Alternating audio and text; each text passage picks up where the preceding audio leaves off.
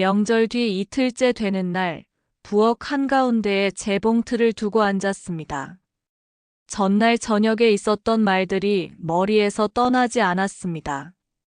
며느리는 전세 보증금이 급하다며 집을 담보로 대출을 내자고 했고, 아들은 나중에 설명하겠다며 눈을 피했습니다. 저는 끝까지 대답을 미뤘습니다. 그날 밤 베란다에 나가 바람을 쐬며 생각했지요. 내가 늙었다는 이유로 도장을 찍는 일이 정말로 옳은지. 잠을 설친 끝에야 마음을 정했습니다.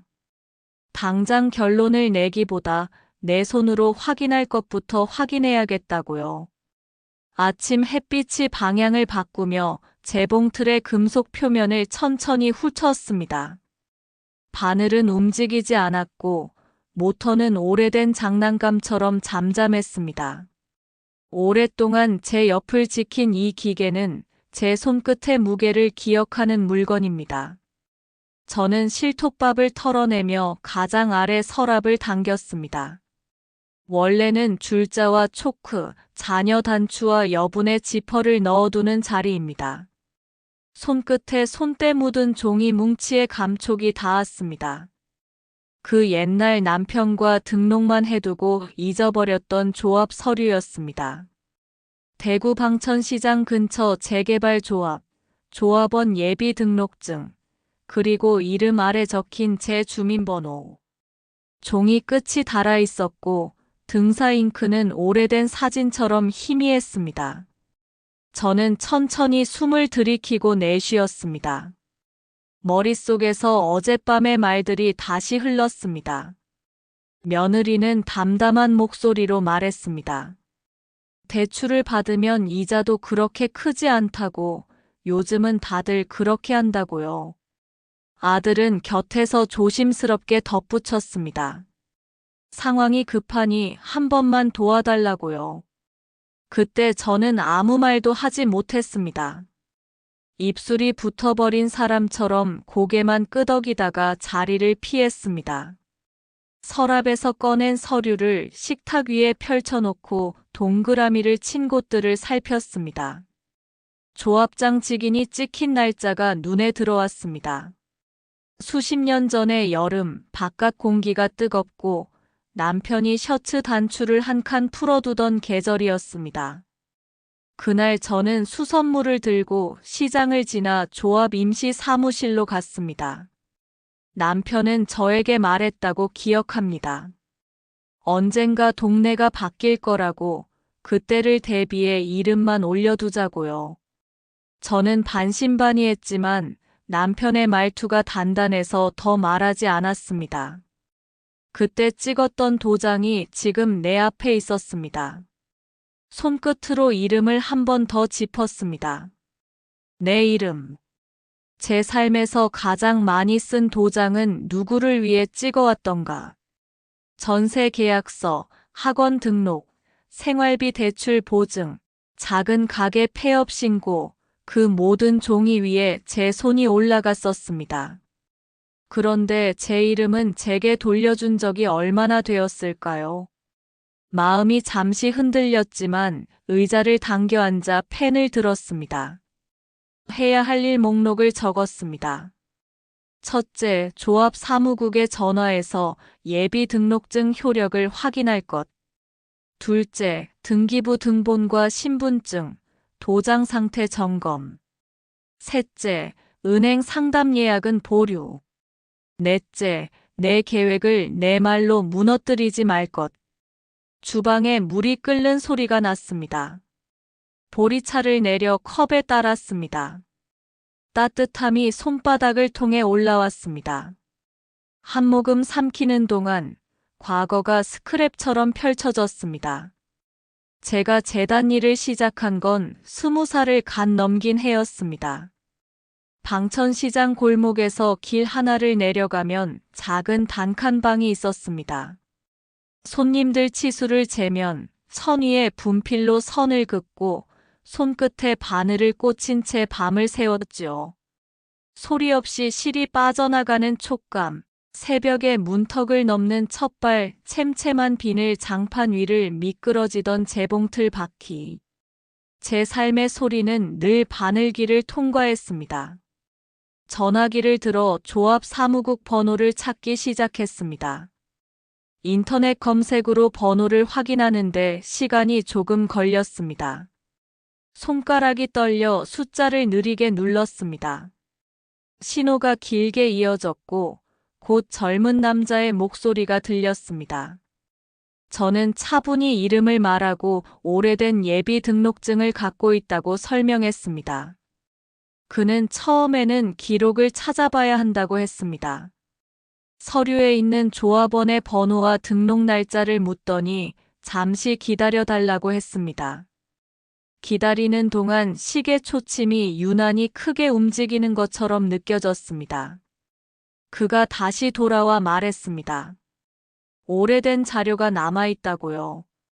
다만 주간 부서가 바뀌는 과정이 있어서 직접 방문을 요청했습니다.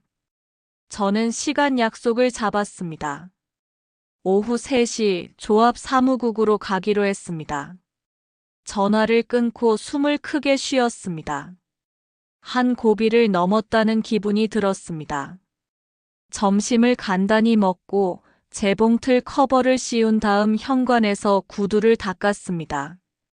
옷장은 오래전부터 비슷한 색깔들로 채워져 있습니다. 진회색 바지, 연한 아이보리 블라우스, 얇은 가디건 하나. 거울 앞에 서보니 주름은 늘어났지만 눈빛이 옅지는 않았습니다. 입술에 연한 색을 얹으며 속으로 말했습니다. 오늘은 내 이름을 내가 확인하는 날이라고요. 버스 정류장으로 걸어가며 골목의 냄새와 소리가 동시에 밀려왔습니다. 국밥집에서 나는 김의 냄새, 오래된 철제 셔터가 올라가는 소리, 시장통에 들어선 트럭의 신음 같은 후진 경고음. 방천은 여전히 방천다웠습니다. 버스가 서고 문이 열리자 시원한 바람이 한번 훑고 지나갔습니다. 뒷자리 창가에 앉아 밖을 내다보며 내 마음을 균형 잡으려 애썼습니다. 며느리가 말했던 숫자들이, 이자가 어쩌니 하는 계산이 다시 머리에 떠오르려 했습니다. 그럴수록 생각을 바늘기처럼 좁혔습니다. 오늘은 대출 이야기를 하지 않는다. 오늘은 조합 서류만 본다. 한 번에 한결만 박는다. 조합 사무국은 공용 건물의 3층에 있었습니다. 계단을 오르는 동안 벽지의 금간 부분이 눈에 들어왔습니다. 손잡이를 잡은 손바닥이 약간 차가웠습니다. 문을 열자 복사기 돌아가는 소리와 키보드 타건 소리가 섞여 있었습니다. 안내를 맡은 여직원이 제 이름을 묻고 자리로 안내해 주었습니다. 잠시 후 검은 뿔테 안경을 쓴 남자가 나왔습니다. 명찰에 설민호라고 적혀 있었습니다. 저는 예비 등록증을 내밀며 천천히 설명했습니다. 오래전 남편과 서류를 넣었고 그 뒤로 소식이 끊겼다고요. 설민호는 서류를 흘겨보는 태도가 아니었습니다.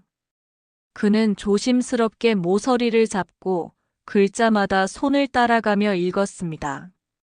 기록 번호를 자신의 노트에 적고 컴퓨터에서 검색을 시도했습니다.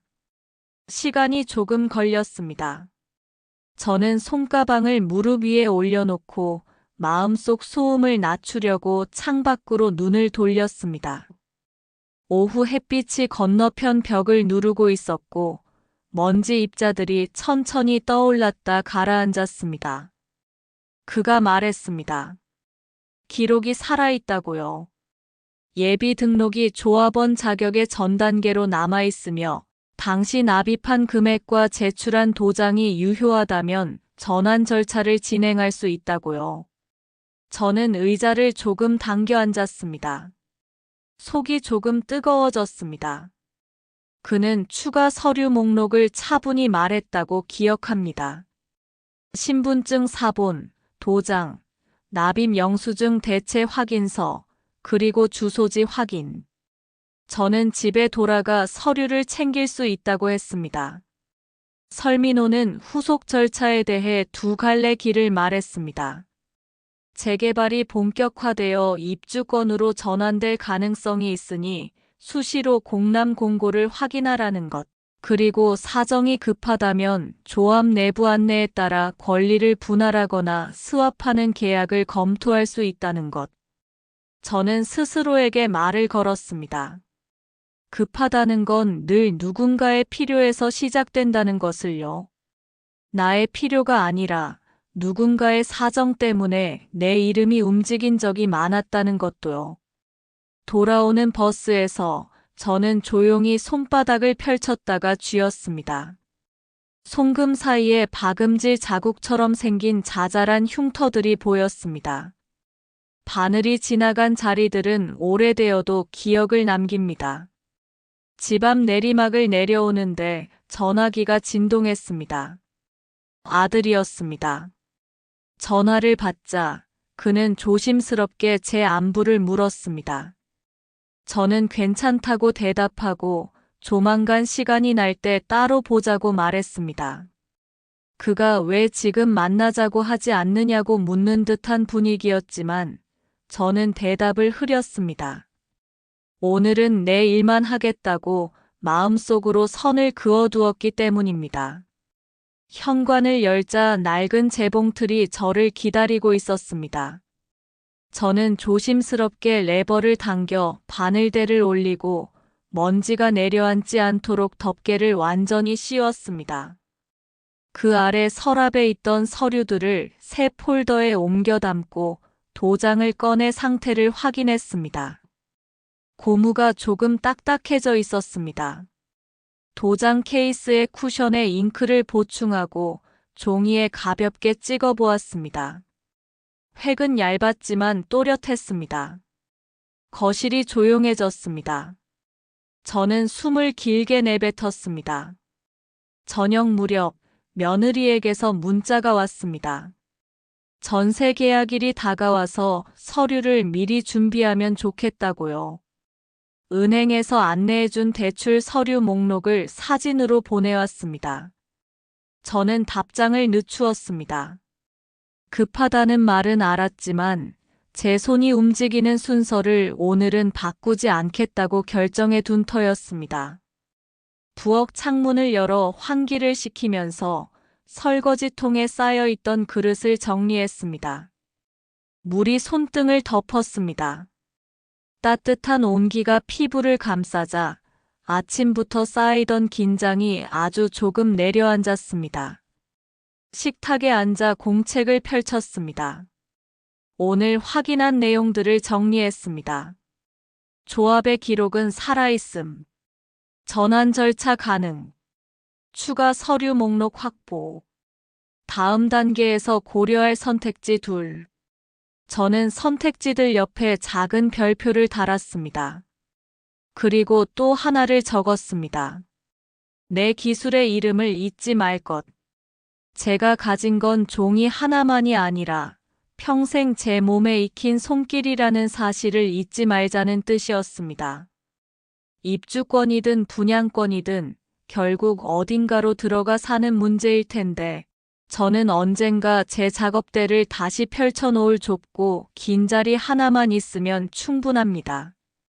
옷을 재단하고 바늘을 잡고 천을 읽어내는 자리. 제가 살아온 언어를 말할 수 있는 자리. 그렇게 적어두고 나니 마음이 차분해졌습니다. 밤이 되었고 문틈을 통과하는 바람이 조금 차가워졌습니다. 핸드폰 화면이 켜졌다가 꺼졌습니다.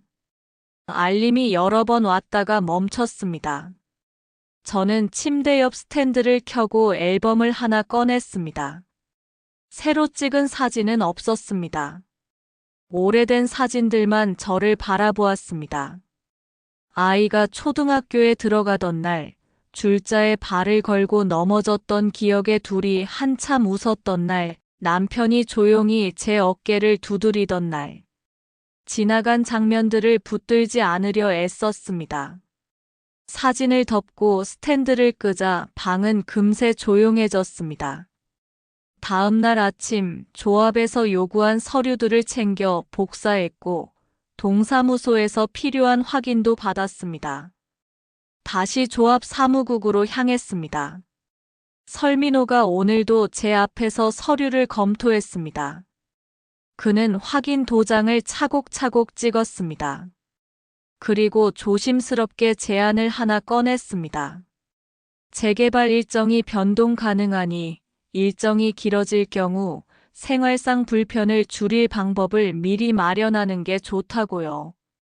입주권 전환이 가시화되면 분양권으로의 이동이 가능하고 그 전에 재개 맞는 형태의 임시 거처나 작업 공간을 함께 찾아보자고요. 그는 실무적으로 말했지만 말끝에 옮기는 의외였습니다. 그가 말을 이어갔습니다. 혹시라도 주변에서 급하게 팔라는 이야기를 들으면 서류상 불리한 조항이 없는지 꼭 확인하자고요. 대출을 받더라도 담보 설정의 순서와 범위를 명확히 해야 한다고요. 저는 그의 말들을 노트에 받아 적었습니다. 간단한 문장으로 적으니 머릿속이 선명해졌습니다. 그는 마지막으로 조합 공고가 뜨기 전에 외부에서 접근하는 사람들을 경계하라고 조언했습니다. 시장이 들썩이면 수많은 전화가 올 수 있다고요. 저는 웃으며 고개를 끄덕였습니다. 재봉틀을 오래 돌린 사람은 손끝으로도 사기의 질감을 구분할 수 있다는 말이 거의 입 밖으로 나올 뻔했지만 저는 삼켰습니다. 말은 적을수록 단단해진다고 배웠습니다. 집으로 돌아와 점심을 먹고 재봉틀 테이블 위에 깨끗한 천을 펼쳤습니다. 흰 광목 한 장을 반으로 접어 핀으로 고정했습니다. 박음질 선을 생각하며 분필로 얇은 선을 그었습니다. 선을 따라 천천히 바늘을 움직였습니다. 모터 소리가 작은 파도처럼 반복되었습니다. 저는 선을 벗어나지 않으려 뜻을 모았습니다. 누군가가 옆에서 재촉하거나 손목을 잡아 끌거나 속도를 판단하려 들지 않는 시간. 박음질이 끝나자 천 끝이 고르게 들어앉았습니다. 손바닥으로 조심스럽게 눌러보았습니다. 괜찮았습니다. 그 정도면 충분했습니다. 저녁 무렵 아들이 찾아왔습니다. 현관문 앞에서 그의 그림자가 떨리는 게 보였습니다. 문을 열자 그는 오래된 소파에 먼저 앉았습니다. 저는 건넌방에서 차를 꺼내와 그의 앞에 내려놓았습니다. 그는 한참 동안 말을 고르더니 며느리의 사정을 조심스럽게 전했습니다. 전세 시세가 오르고 계약일이 다가오고 보증금을 당장 마련해야 한다는 사정. 저는 고개를 끄덕였습니다. 그의 목소리는 점점 작아졌고 눈은 테이블의 나무결을 따라가고 있었습니다. 저는 그를 보며 제 목소리를 일정하게 유지하려 애썼습니다. 제게도 사정이 있다고 지금은 제가 확인하고 준비해야 하는 일이 먼저라고 말했습니다. 그는 놀라진 않았지만 낯설어 했습니다. 제가 늘 먼저 움직이던 사람이었던 탓입니다. 저는 말을 덧붙였습니다. 급한 일일수록 순서가 필요하다고요. 내 이름이 적힌 종이는 내가 먼저 읽고 내가 먼저 판단한 뒤에 도장을 찍는다고요. 그는 고개를 끄덕였고 한숨을 길게 쉬었습니다. 그러다 조심스럽게 물었습니다. 혹시 누가 옆에서 도와주느냐고요? 저는 조합 사무국의 안내를 받고 있다고만 말했습니다. 누구의 이름도 언급하지 않았습니다. 이름은 한 번 나오면 낯선 입술에서 모양이 바뀌곤 하니까요. 그가 돌아가고 현관문이 닫히는 소리를 들었습니다. 오래된 아파트의 문은 닫히면서 작게 떨립니다. 저는 방문을 닫지 않은 채 거실에 앉아 있었습니다. 창문 밖으로 가로등이 켜졌고 바람이 부엌 창을 가볍게 흔들었습니다. 오늘 하루의 박음질이 곧게 이어졌는지 마음속에서 다시 점검했습니다. 서류 확인, 절차 파악, 말의 수위, 거절과 설명의 균형. 어느 하나도 완벽하지는 않았지만 제 선 안에서 움직였다는 것만으로 충분했습니다. 다음 날 아침 설민호에게서 연락이 왔습니다. 조합에서 예정지를 공개하는 공람 기간이 곧 공지될 예정이라고요. 그는 가능하다면 모델하우스 오픈 시점 전에 제가 원하는 생활 동선을 구체적으로 적어두면 좋겠다고 했습니다. 엘리베이터와 계단 위치, 빛이 드는 방향, 작업대가 놓일 구석, 옷감 상자를 두기 좋은 붙박이장의 깊이. 그의 말이 제 일상 언어로 들어왔습니다. 저는 종이를 꺼내 작은 평면도를 그렸습니다. 가로와 세로를 임의로 정하고 손재단대가 들어갈 공간을 남겼습니다. 의자를 등받이 낮은 것으로 체크하고 재봉틀 모터 콘센트 위치를 표시했습니다. 저는 제가 만들어낼 작은 방의 기초를 선으로 그리며 마음이 다독여지는 것을 느꼈습니다. 점심을 지나자 낯선 번호로 전화가 왔습니다. 투자 상담이라는 말이 첫 문장에 들어 있었습니다. 조합 인근 토지와 관련한 우대 조건이 어쩌고 하는 말이 이어졌습니다. 저는 더 묻지 않았습니다. 발음이 유난히 빠르고 문장에 마침표가 없었기 때문입니다. 정중하게 사양한다고 말하고 전화를 끊었습니다. 다음 전화도 비슷했습니다. 저는 또박또박 같은 말로 거절했습니다. 말이 길어지면 내 선이 흐려지니까요. 저녁에는 재봉틀에 밑실을 다시 감았습니다. 손목으로 팽팽함을 조절했습니다. 감긴 실이 너무 단단하면 천이 당겨지고 너무 느슨하면 바늘땀이 풀립니다. 균형은 늘 손끝에서 찾아야 합니다. 인생도 그랬습니다. 너무 단단하면 울음이 겉으로 드러나지 않고 너무 느슨하면 남의 말이 스며듭니다. 저는 적당히 당겼다가 살짝 풀었습니다. 실의 두께가 안정되는 순간 마음이 저절로 고개를 끄덕였습니다. 그날 밤 며느리에게 문자를 보냈습니다. 사정을 이해하지만 담보 설정과 대출은 제 기준에 따라 판단하겠다고요. 조합 관련 서류를 정리 중이며 일정이 확정되면 별도로 알리겠다고요. 제 말투가 건조하게 읽힐까 걱정했지만 더는 설명하지 않기로 했습니다. 한 문장으로도 내 뜻을 정확히 전할 수 있다고 믿어보기로 했습니다. 잠들기 전에 침대 머리맡에 메모를 붙였습니다. 내일 할 일, 도장 상태 다시 확인, 신분증 재발급 예약, 공고 게시판 체크, 그리고 맨 아래 한 줄을 진하게 썼습니다. 흔들리지 말 것. 새벽이 오기 직전 짧은 잠에서 깨어났습니다. 창밖은 아직 어둡고 골목 고양이가 어딘가를 스치듯 지나가는 소리가 났습니다. 저는 베란다에 나가 바깥 공기를 한번 들이켰습니다. 멀리서 첫차가 움직이는 소리가 들렸습니다. 눈을 감자 바늘기만큼 좁고 선명한 길이 보였습니다. 제가 오늘도 박음질처럼 그 길을 따라 걸으면 된다는 생각이 들었습니다. 며칠 뒤 조합에서 공람 공고가 올라왔습니다.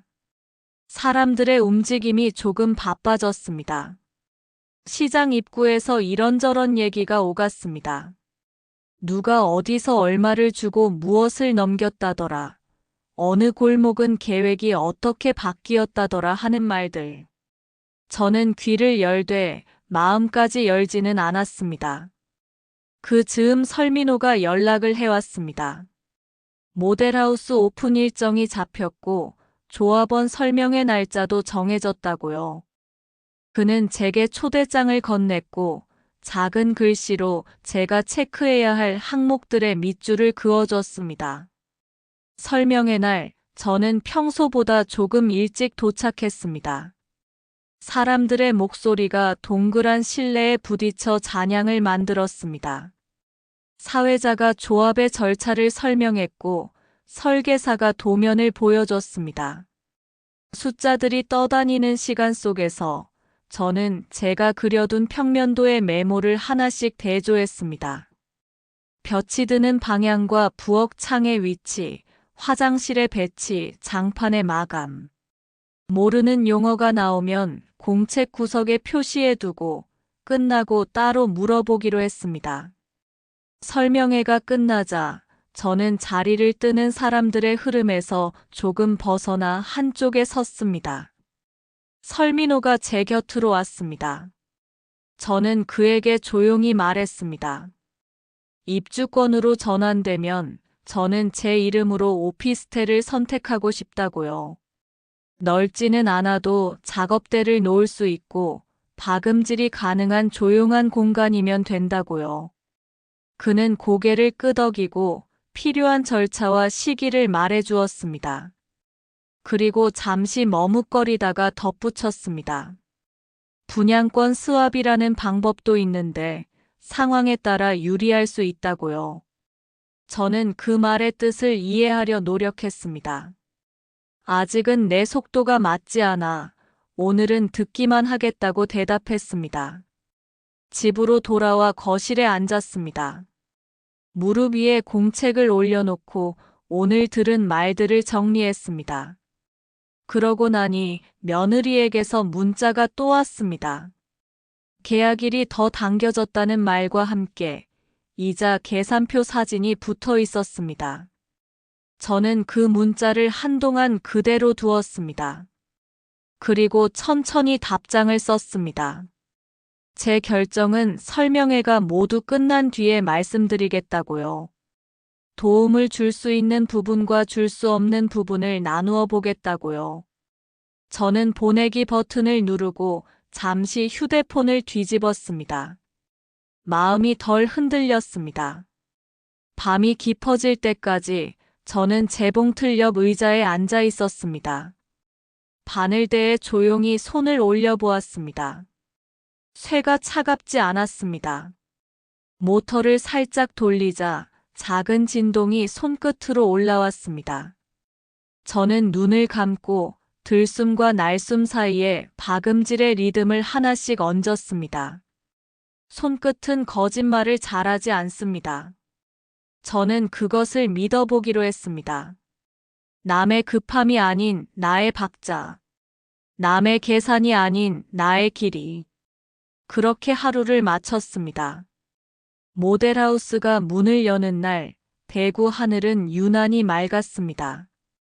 이른 아침부터 사람들의 발소리가 골목을 울렸고 커피 트럭에서 흘러나오는 음악이 공기를 조금 설레게 했습니다. 그날의 저는 조금 달랐습니다.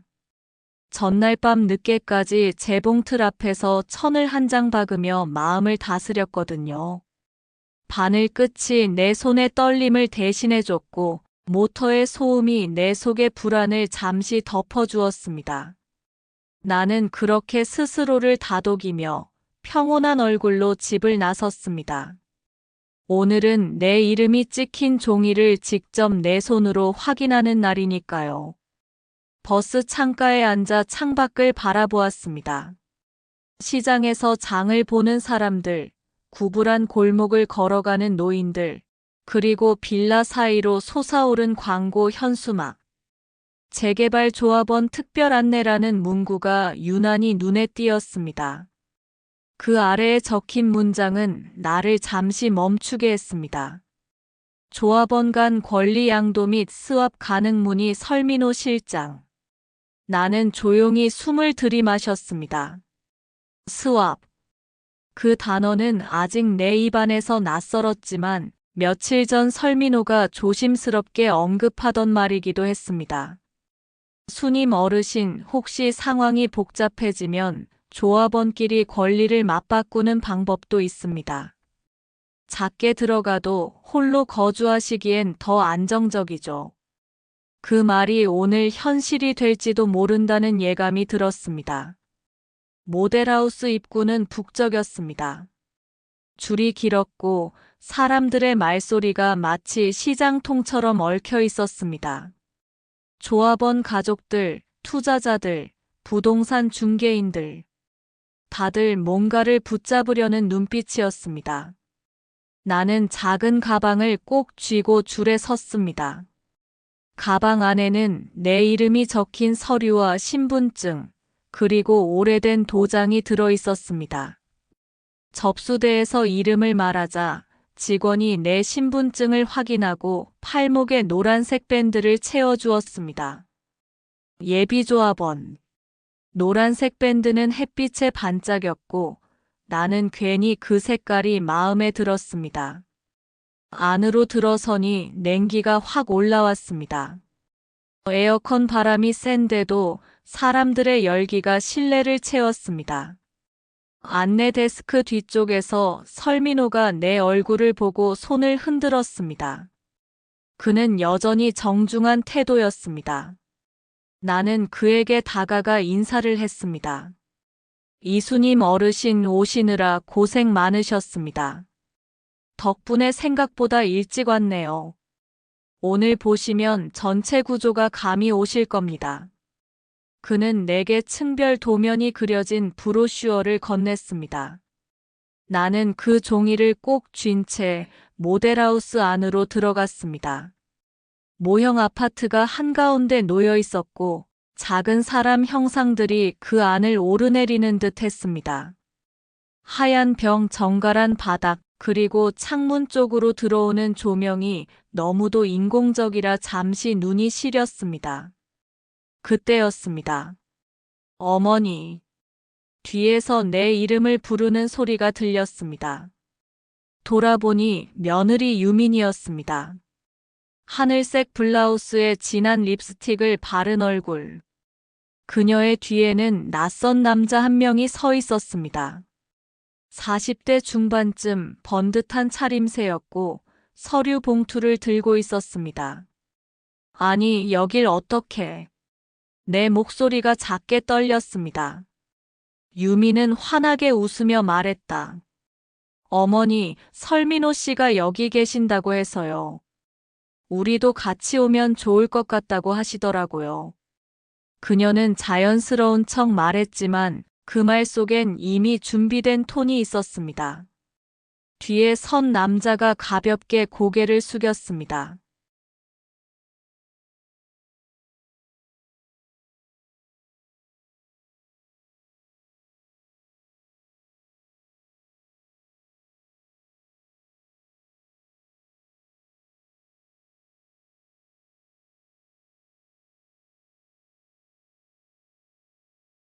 유미는 여전히 웃고 있었지만 그 웃음 아래로 얇은 긴장선이 드러나 있었습니다.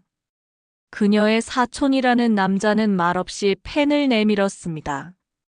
어머니, 그냥 사인만 하시면 돼요.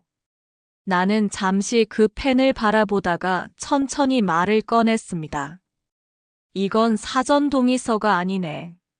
네. 위임장은 서류를 대신 쓸 수 있다는 뜻이야. 내 이름으로 누가 뭐를 해도 된다는 뜻이지. 유민의 얼굴이 굳었습니다. 아니요, 어머니, 그건 그런 뜻이 아니고. 나는 그 말을 끊었습니다. 나 재봉틀 돌릴 때도 그래. 선 긋기 전에 치수를 먼저 재야지. 남이 재놓은 선을 그대로 따라가면 옷이 삐뚤어져. 설민호가 그때 조용히 끼어들었습니다. 어르신, 맞습니다. 지금 서명하시면 안 됩니다. 이건 정식 조합 양식이 아닙니다. 유미는 얼굴이 붉어졌고 사촌 남자는 민망한 웃음을 흘리며 한 발 물러섰습니다. 그럼 저희는 나중에 다시. 그들은 급히 인사만 하고 나갔습니다. 나는 손에 들고 있던 브로슈어를 접으며 조용히 숨을 골랐습니다. 긴 하루가 벌써 무겁게 어깨에 얹힌 기분이었습니다. 설명회가 시작되자 조합장은 앞으로 나와 인사를 하고 재개발 계획을 조목조목 설명했습니다. 도면 위에 작은 붉은 점이 움직이듯 조합구역의 미래가 스크린 위에 그려졌습니다. 설민호가 내 옆으로 와서 조용히 말을 걸었습니다. 어르신, 오늘 유민 씨가 하신 말 중 일부는 사실입니다. 스왑 계약은 실제로 진행됩니다. 하지만 서류는 반드시 조합 공식 양식으로만 해야 합니다. 나는 고개를 끄덕였습니다. 그럼 나도 그 방법을 생각해 봐야겠네. 그는 내 눈을 똑바로 보며 말했다. 스왑을 하신다면 오피스텔 형태로 전환이 가능합니다. 면적은 줄지만 유지비 부담이 훨씬 적습니다. 혼자 생활하시기엔 딱 좋을 겁니다. 나는 한동안 생각했습니다. 어제까지의 나는 단지 지키는 사람이었지만 오늘부터는 정리하고 방향을 잡는 사람이 되어야 한다는 생각이 들었습니다. 유민이 내 손에 억지로 쥐어주려던 펜을 떠올리며 나는 마음속으로 결심했습니다. 이젠 내 도장은 내 손에서만 움직인다. 설명회가 끝난 뒤 설민호는 내게 명함을 하나 더 건넸습니다. 어르신 스왑 관련해서 전문 상담을 해주는 분이 있습니다. 조합과 연계된 분이라 안전합니다. 그는 조심스럽게 말했다. 결정하시기 전에 한번 만나보세요. 내일 오전 10시쯤 가능하실까요? 나는 고개를 끄덕였습니다. 그날 저녁 집으로 돌아오며 내 발걸음은 묘하게 가벼웠습니다. 아마도 누군가가 내 인생의 방향을 대신 정하려는 순간에 내 손으로 막아냈기 때문이겠지요. 집에 도착하자마자 며느리에게서 전화가 왔습니다. 어머니, 오늘 너무 갑자기 가셔서 놀랐어요. 그 사촌 오빠가 그냥 도와주려던 건데. 그녀의 말은 미안함보다는 변명이 가까웠습니다. 나는 조용히 대답했습니다. 괜찮다. 근데 앞으로 내 일은 내가 할게. 유민아, 난 지금 서류 하나하나 직접 읽고 있어. 남이 읽어주는 글씨는 이젠 못 믿겠어. 전화 너머로 짧은 침묵이 흘렀습니다. 그녀는 억지로 웃으며 말했습니다. 그래요, 어머니. 근데 혹시 조합에서 뭐라던가요? 나는 짧게 답했습니다. 내 이름은 살아있다. 그 말을 남기고 전화를 끊었습니다. 그날 밤 재봉틀 앞에 앉아 천을 한 장 더 박았습니다. 손끝이 조용히 움직였습니다. 어두운 방 안에서 실은 반짝였고 모터의 소리가 숨소리처럼 일정했습니다. 바늘이 천을 뚫고 지나갈 때마다 오늘 있었던 일들이 하나씩 풀리듯 이어졌습니다. 내 이름이 살아있다. 그 말이 내 안에서 오래 맴돌았습니다. 누군가에게는 아무 의미 없는 말이겠지만 내게는 그것이 내 삶 전체의 요약이었습니다. 이름이란 살아온 흔적이자 내가 세상에 남긴 궤적이니까요. 다음 날 오전, 나는 설민호가 소개해준 사람을 만나러 갔습니다. 사무실은 깔끔했고 서류들이 정돈되어 있었습니다. 그는 내게 차를 내주며 명함을 건넸습니다. 조합 스왑 및 권리 조정 전문 마이너스 백화진. 그의 말투는 부드럽고 계산적이었습니다. 이수님 어르신, 지금 상황이라면 입주권 스왑이 가장 현명한 선택입니다. 재개발 구역 내 일반 분양가는 너무 올라서 나중에 추가 분담금이 크게 붙을 겁니다. 하지만 오피스텔형 스왑은 추가 비용이 거의 없어요. 나는 조용히 물었습니다. 그럼 내 이름은 그대로 남습니까? 그는 미소를 지었습니다. 물론이죠. 권리자 명의는 유지됩니다. 다만 입주 형태만 바뀌는 겁니다. 나는 그의 말을 들으며 서류 한 장 한 장을 천천히 넘겼습니다. 작은 글씨들이 어지러웠지만 내 눈은 이제 글자의 결을 읽을 수 있었습니다. 그는 몇 가지 서류의 밑줄을 그어 설명했습니다. 나는 고개를 끄덕였지만 서명은 하지 않았습니다. 오늘은 그냥 듣기만 하겠습니다. 내 말에 그가 잠시 멈췄다가 웃었습니다. 신중하신 건 좋은 일입니다.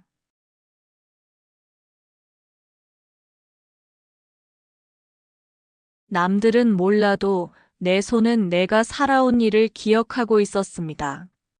그날 밤 나는 조용히 도장을 꺼내 들었습니다.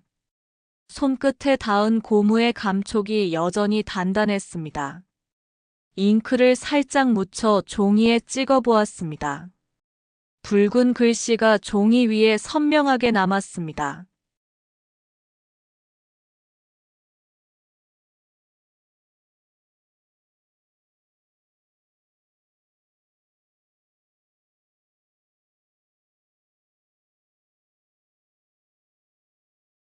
내 손이 그어야 하는 거야. 그날 밤 잠이 쉽게 오지 않았습니다. 그동안의 일들이 한꺼번에 떠올랐습니다. 유민의 서류 봉투, 며느리의 웃음, 그리고 설민호의 조심스러운 조언. 모든 장면이 떠올랐지만 이상하게 무섭지 않았습니다. 이제는 내 이야기를 내가 쓰고 있다는 생각이 들었으니까요. 눈을 감자 바늘기에 실을 끼우는 장면이 떠올랐습니다. 작은 구멍을 향해 실이 들어갈 때의 집중과 떨림, 그 순간의 정적 속에서 나는 깨달았습니다. 내 인생의 선은 남이 긋는 게 아니야. 내가 내 손으로, 내 속도로 박음질하는 거야. 스왑 계약을 체결하는 날 아침, 나는 새벽 4시 반에 눈을 떴습니다. 창문 밖은 아직 어두웠고 도심의 불빛이 희미하게 깜빡였습니다. 잠이 온전히 오지 않았습니다. 밤새 머릿속에 붉은 도장이 찍히는 장면이 반복됐거든요. 도장은 단순한 도장이 아니었습니다. 이제까지의 삶을 갈무리하는 도장이자 남은 시간을 내 이름으로 살아가겠다는 각오의 표시였습니다.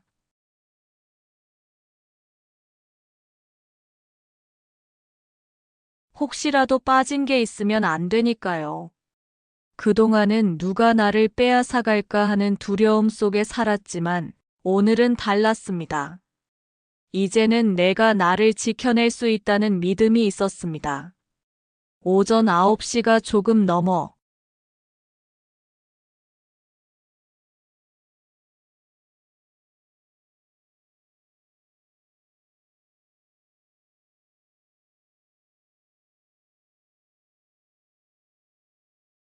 나는 순간 놀라 눈을 크게 떴습니다. 그는 남편의 생전 친구 정만호 씨였습니다. 남편과 함께 공장 일을 했던 사람이었죠. 세상에 정 씨가 여기 왜? 나 이쪽 일하네. 요즘 재개발 쪽 자문 맡고 있어. 그의 머리는 희끗했고 얼굴에는 세월이 깊게 패여 있었습니다. 하지만 눈빛만큼은 예전 그대로였습니다. 그는 내 앞에 커피를 내주며 조용히 웃었습니다. 박 사장님이 늘 말하셨지. 순이미는 무슨 일이 있어도 자기 손으로 버텨낼 사람이다. 그 말에 나는 잠시 숨이 막혔습니다. 남편의 목소리가 그 말 안에서 되살아나는 듯 했습니다. 당신이 그 얘길 기억하고 있었네요. 기억하지. 그 양반이 나한테 그랬거든. 내가 없어도 순이미한텐 내 몫을 남길 거다. 그게 이 땅이었잖아. 나는 천천히 고개를 끄덕였습니다. 그 말은 오래된 약속처럼 내 가슴 안에서 울렸습니다. 서류 절차는 길었습니다. 등기 확인, 권리 이전, 스왑 계약서 서명, 인감날인. 한 장 한 장 넘길 때마다 내 손끝이 떨렸지만 그 떨림 속에는 두려움보다 안도감이 많았습니다. 어르신, 이 마지막 서류에 도장 찍으시면 이제 입주권이 오피스텔로 전환됩니다. 설민호가 차분히 말했다.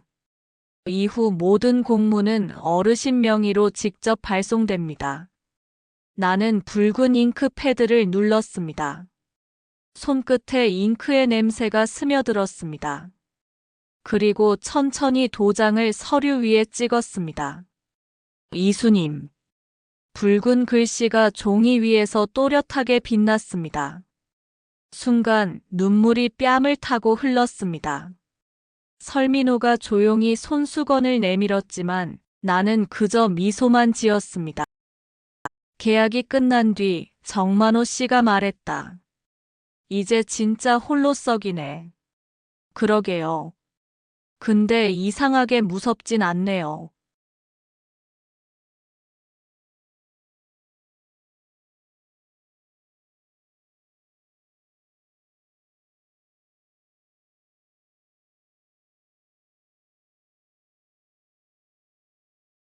나는 봉투를 받았습니다. 안에는 오래된 사진 한 장과 짧은 쪽지가 들어 있었습니다. 사진 속엔 젊은 시절의 우리 부부가 있었습니다. 서울 청계천 공장 앞 손에 재봉틀 부품을 들고 서 있던 모습.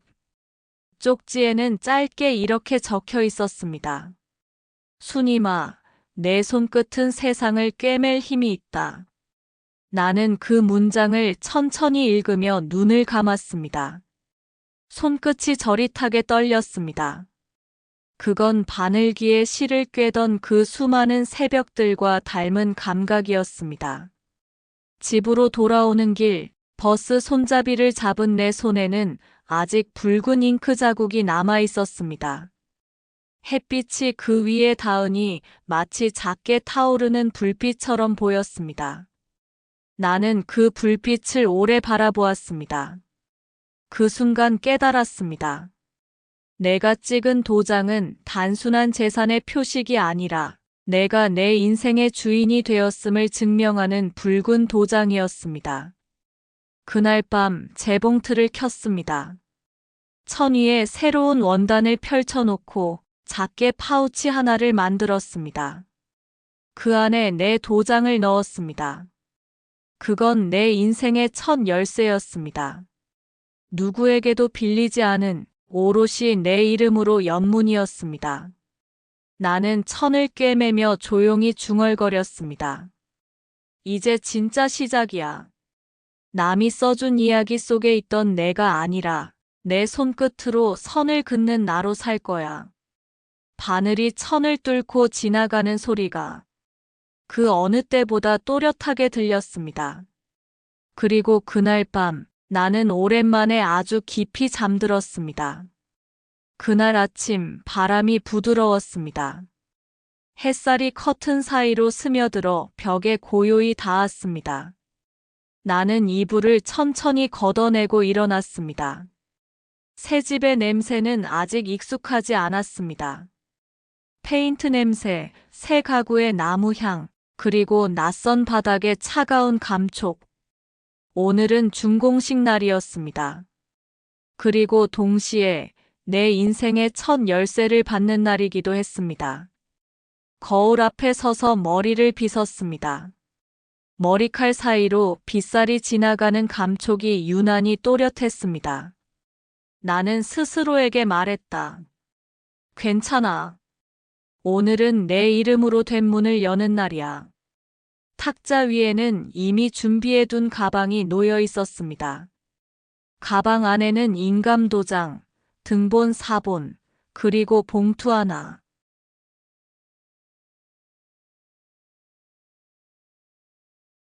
아직 입주 전이라 상가들도 문을 닫은 상태였습니다. 멀리 새 건물들이 반짝였고 유리창마다 햇빛이 부서졌습니다. 그 빛이 내 눈을 찔렀지만 이상하게 따뜻했습니다. 현장 입구엔 조합 직원들이 줄지어 서 있었습니다. 명단을 확인하더니 내 이름을 불렀습니다. 이수님 어르신, 입주권 스왑 1차 배정자 맞으시죠? 이쪽으로 오시면 됩니다. 내 이름이 확성기에서 울렸습니다. 그 소리를 듣는 순간 내가 정말 존재한다는 감각이 온몸으로 퍼졌습니다. 이름이 호명된다는 건 세상 속에 자리 잡았다는 뜻이니까요. 서류 확인을 마치고 작은 상자 하나가 내 손에 건네졌습니다. 하얀 리본이 묶인 열쇠 상자였습니다. 직원이 조심스레 말했다. 여기 새 오피스텔 열쇠입니다. 이수님 어르신 명의로 등기 완료되셨습니다. 나는 손끝으로 리본을 풀었습니다. 안에는 금빛 열쇠가 2개 들어 있었습니다. 하나는 현관, 하나는 우편함. 작고 반짝이는 금속이 내 손 위에서 햇빛을 받으며 빛났습니다. 순간 손이 떨렸습니다.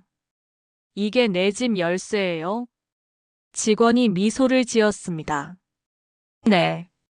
어르신 이름으로 등록된 집입니다. 그 말을 듣는 순간 눈물이 흘렀습니다.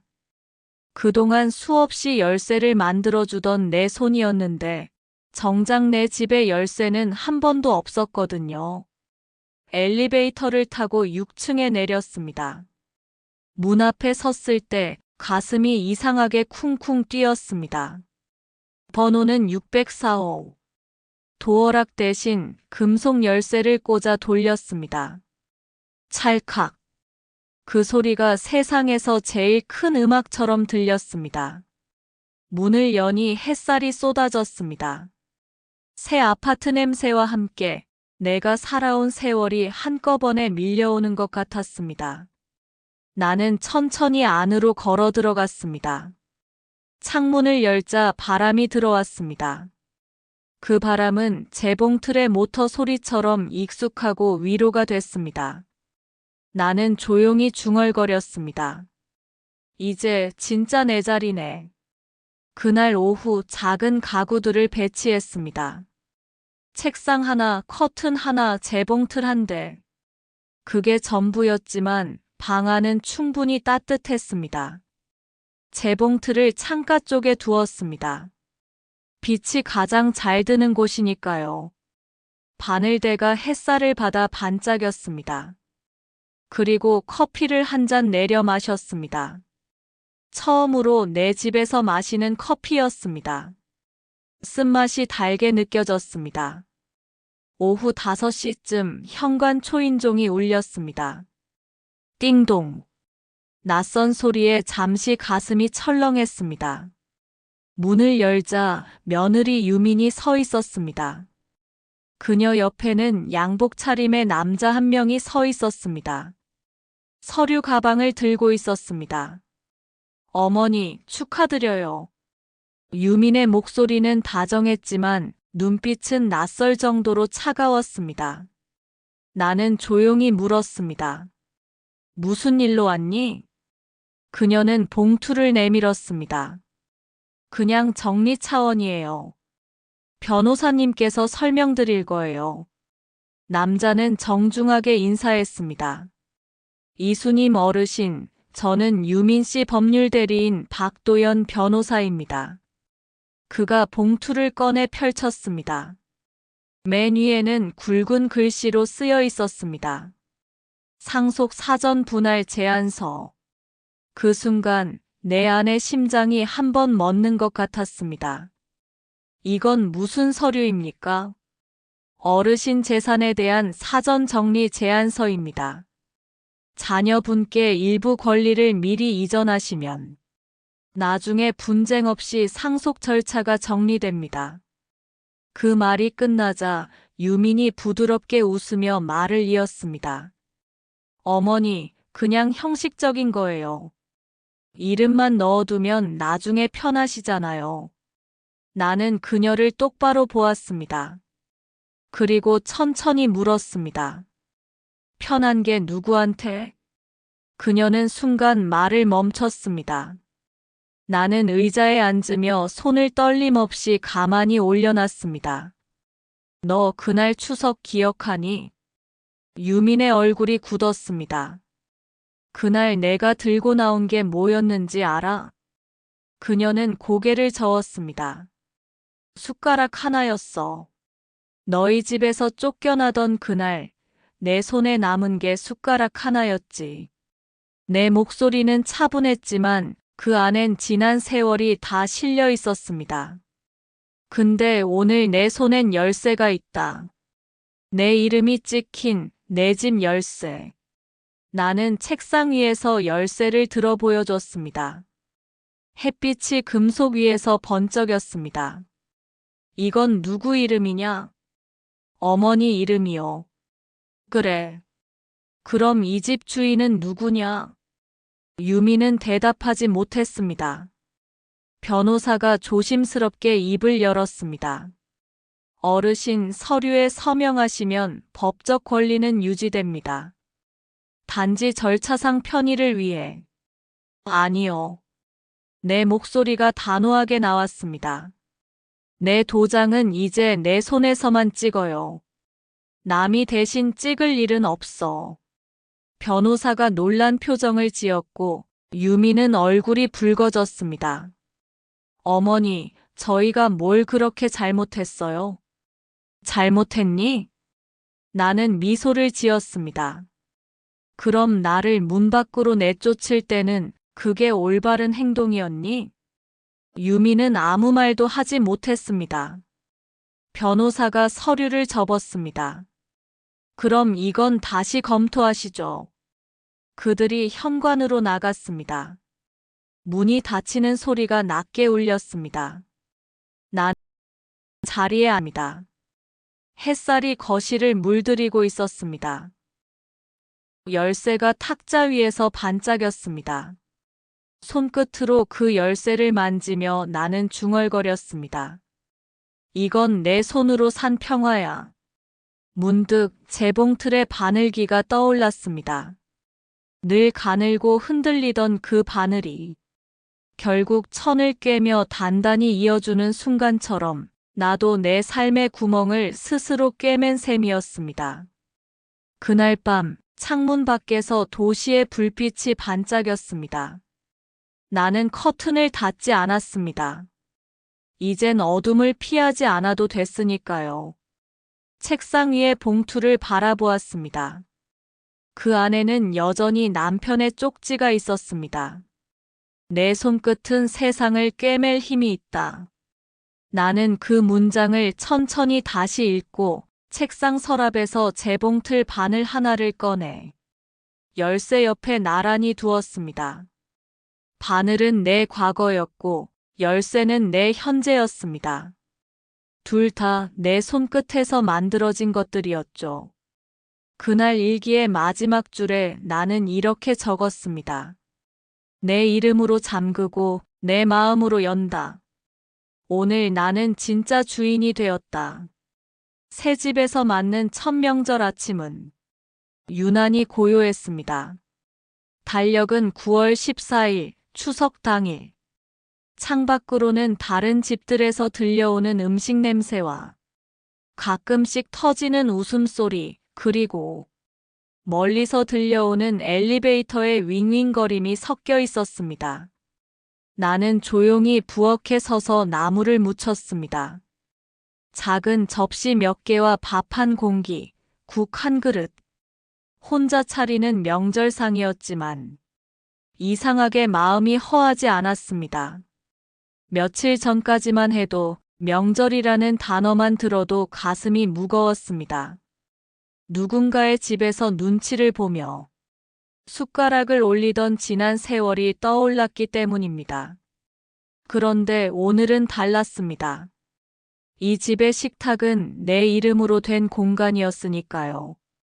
누가 허락해주지 않아도 내 손이 정한 자리에서 밥을 먹을 수 있다는 것, 그 단순한 사실이 이토록 평화로울 줄 몰랐습니다. 아침을 마치고 재봉틀 앞에 앉았습니다. 오늘은 아무 옷도 만들지 않았습니다. 그저 천 한 조각 위에 감사라는 두 글자를 얇은 금사로 수놓고 싶었을 뿐입니다. 바늘을 잡으니 손끝이 따뜻했습니다. 그동안 수많은 바늘기를 꿰며 살았지만 오늘의 바늘은 다른 의미였습니다. 이건 생계를 위한 바늘이 아니라 나 자신을 위한 바늘이었으니까요. 실이 천이를 따라가며 하나의 곡선을 그릴 때마다 마음이 고요해졌습니다. 바깥 세상이 아무리 시끄러워도 바늘이 움직이는 순간만큼은 모든 소리가 사라졌습니다. 낮이 지나고 오후 3시쯤이었을 겁니다. 현관 초인종이 울렸습니다. 띵동. 누군가가 찾아올 거라곤 생각하지 않았습니다. 문을 열자 그곳에 유민이 서 있었습니다. 손에는 조심스럽게 포장된 상자가 들려 있었습니다. 그녀의 얼굴에는 망설임과 미안함이 동시에 섞여 있었습니다. 어머니 들어가도 될까요? 나는 잠시 멈췄다가 고개를 끄덕였습니다. 들어오렴. 그녀는 신발을 벗으며 말했다. 명절인데 그냥 지나가면 안 될 것 같아서요. 그녀의 말투는 예전보다 낮아져 있었습니다. 그 안에는 어딘가 조심스러운 숨결이 느껴졌습니다. 이건 송편이에요. 저희 엄마가 직접 빚었대요. 상자를 열자 은은한 참기름 냄새가 퍼졌습니다. 나는 그 냄새에 잠시 눈을 감았습니다. 어릴 적 어머니가 부엌에서 손바닥에 반죽을 얹어 송편을 빚던 장면이 떠올랐습니다. 참 고맙다. 별건 아니에요.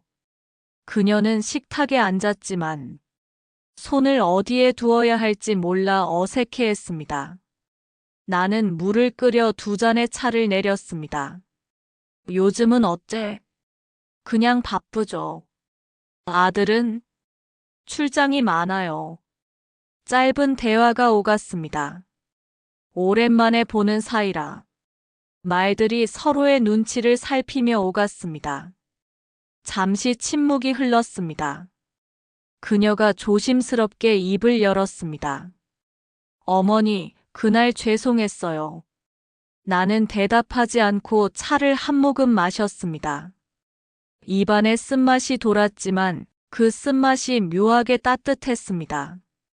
어머니한테 그렇게까지 할 생각은 아니었어요. 그냥 저희도 너무 급해서. 그녀의 말이 흐려졌습니다.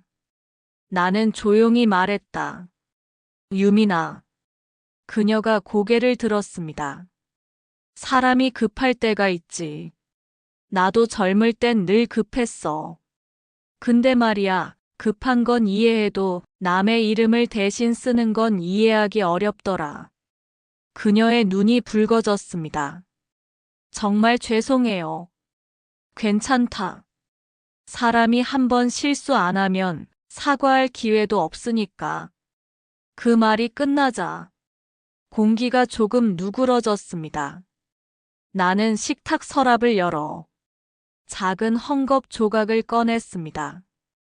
아까 수놓던 천이었습니다. 감사라는 금빛 글자가 아직 마르지 않은 상태였습니다. 이거 줄게. 이게 뭐예요? 내가 오늘 처음으로 내 집에서 수놓은 글씨야. 직접 하셨어요? 응. 내가 내 이름으로 시작한 천명절이니까. 유미는 천을 받아들며 울컥한 표정을 지었습니다. 감사합니다, 어머니. 그냥 마음만 받아라. 이건 화해의 글씨니까. 그녀는 천을 꼭 쥐었습니다. 손끝이 떨렸습니다. 나는 그 모습을 조용히 바라봤습니다. 잠시 후 그녀가 일어났습니다. 다음에 또 올게요. 이번엔 남편이랑 같이. 그래. 그리고 어머니. 응? 이제 저희는 어머니 일에 간섭 안 할게요. 그 말이 의외로 따뜻했습니다. 나는 미소를 지었습니다. 그럼 나도 너희 걱정 안 할게. 현관문이 닫히고 나서도 그녀가 남긴 온기가 집안에 오래 머물렀습니다. 해가 저물 무렵 창문으로 붉은 빛이 스며들었습니다. 재봉틀 옆에 앉아 천을 한 장 더 꺼냈습니다. 이번엔 하얀 실로 글씨를 썼습니다. 용서. 바늘 끝이 천을 뚫고 나갈 때마다 내 안에 오래된 매듭이 하나씩 풀려나갔습니다. 손끝이 따뜻했습니다.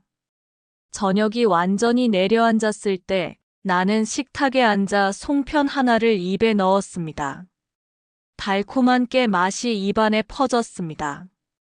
그 순간 문득 이런 생각이 들었습니다. 용서란 누군가에게 문을 열어주는 게 아니라 내 안에 닫힌 문을 스스로 여는 일이라는 걸요. 나는 혼잣말처럼 중얼거렸습니다. 이젠 괜찮다. 밤이 깊어지자 재봉틀 위에 바늘이 달빛에 반사되어 반짝였습니다. 나는 그 불빛을 바라보다가 조용히 웃었습니다. 이제 바늘은 내 상처를 꿰매는 도구가 아니라 누군가의 마음을 잇는 실이 되어 있었습니다. 그날 일기의 마지막 줄엔 이렇게 적었습니다. 용서의 시작은 남이 아니라 나에게 건네는 첫인사다. 이삿짐이 모두 들어온 지 3주쯤 되었을 때였습니다. 나는 새 오피스텔의 한켠 창가 쪽에 재봉틀을 놓고 작은 간판을 달았습니다. 간판에는 바늘의 집이라고 적혀 있었습니다. 작은 흰색 아크릴판에 직접 붓으로 쓴 글씨였습니다. 처음엔 그저 나 자신을 위해 다시 재봉을 잡은 거였는데 이웃들이 지나가며 옷을 맡기기 시작했습니다. 바짓단을 줄이거나 소매를 덧대거나 지퍼를 고쳐달라는 사람들이 하나둘 늘어갔습니다. 나는 그때 깨달았습니다. 일이란 건 결국 남의 손을 빌어주는 일일 뿐 아니라 내 마음의 온도를 지켜주는 일이기도 하다는 걸요. 하루는 젊은 남자가 수선할 옷을 들고 왔습니다. 얼굴이 어디서 본 듯 낯익었습니다. 혹시 저 기억 못 하시겠어요? 그는 멋쩍게 웃으며 말했다. 전에 그 재건축 현장에서 뵀던 설민호예요. 나는 잠시 놀라 그를 바라보았습니다. 아, 그때 그분이구나. 그는 손에 낡은 점퍼를 들고 있었습니다. 이거 어머니가 주신 건데요. 지퍼가 자꾸 떨어져서요. 나는 웃으며 받았습니다. 그래요. 고쳐드릴게요. 근데 어머니가 주신 거라면 버리기엔 아깝겠네. 네. 이상하게 이 옷만 입으면 마음이 편해요. 그의 말이 이상하게 오래 마음에 남았습니다. 사람마다 지닌 온기가 있다면 옷도 그걸 품고 있는 게 아닐까 싶었습니다. 며칠 후 그 점퍼를 다 고쳐서 돌려줄 때 그는 한참을 망설이다가 말했다. 어르신, 저 사실 이 동네 재건축 들어올 때 분양 홍보하던 쪽에서 일했었어요. 그래요? 그땐 솔직히 그냥 숫자로만 봤어요. 누군가의 집, 누군가의 시간이라는 걸 몰랐죠. 그의 눈빛에는 진심이 담겨 있었습니다. 근데 요즘 와서 생각해요. 그때 이 동네에 살던 분들, 그 삶의 냄새가 그립다고요. 나는 잠시 그 말을 듣고 있다가 고개를 끄덕였습니다. 민호 씨, 집이란 건 벽이나 천장이 아니에요. 거기 있던 사람의 시간이 집을 만드는 거예요. 그는 그 말을 곱씹듯 고개를 숙였습니다. 그리고 나가며 조용히 말했다. 어르신, 꼭 오래 하세요. 이런 가게가 오래 있었으면 좋겠어요. 문이 닫힌 뒤에도 그의 말이 한참 동안 귓가에 남아 있었습니다. 가게는 점점 입소문이 났습니다. 근처 복지관에서 봉사 오던 학생들이 옷을 맡기기도 하고 어르신들이 수선법을 배우러 오기도 했습니다. 나는 매일 아침 창문을 열고 햇살이 들어오는 자리에 앉았습니다. 햇살이 바늘 끝을 스치면 실이 반짝이며 빛을 머금었습니다.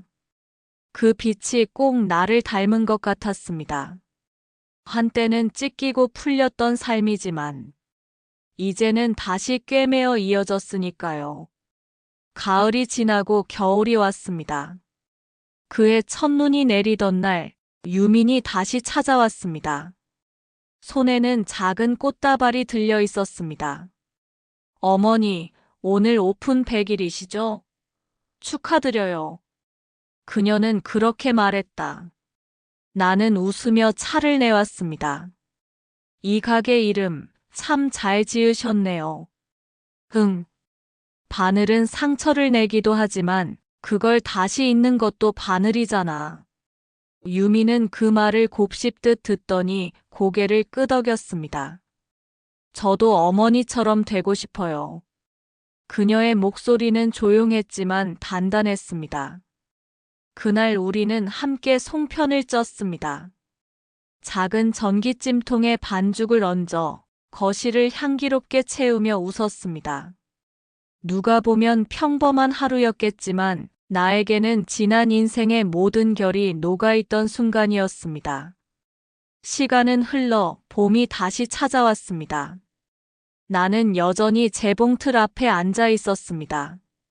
가게 문 위엔 손때 묻은 간판이 바람에 흔들리고 있었죠.